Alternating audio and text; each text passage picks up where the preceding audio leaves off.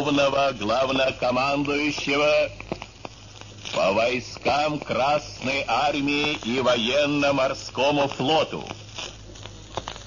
8 мая 1945 года в Берлине представителями германского Верховного командования подписан акт о безоговорочной капитуляции германских вооруженных сил.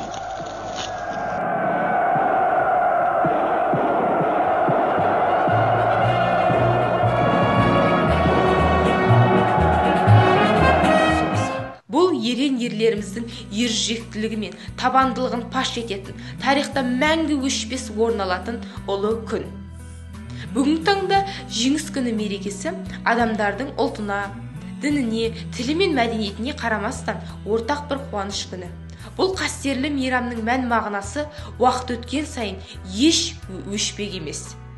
Бұған оның құндылықтарының ғасырлар бойы жас ұрпаққа сақталып өсиет болып келген күн екендігі айқын байқалады.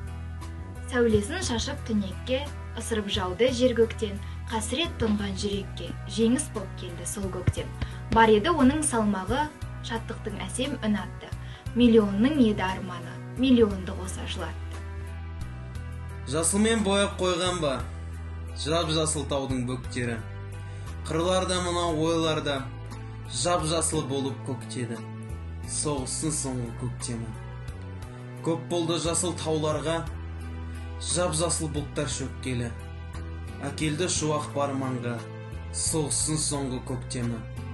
Көп болды нұрын төккелі. Жап-жасыл анау аспанда, аспанда сірә көктеді. Қуанта бірақ алмады, сонау бір үйді шеттегі. Соғыстың соңғы көктем. Ерлікті жұрты бағалар, із қалған өткен жылдарда. Жеңіс деп тұрды қалалар, жеңіс деп тұрды қырларда. Сан рет ел боп егілдің, уақыттың салған тезіне.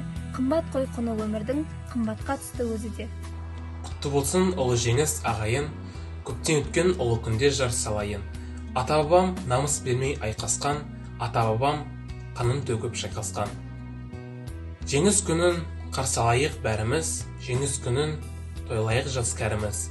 Осындай бір бейбіт өмір сыйлаған ардагерлер ағаларға мың алғыс.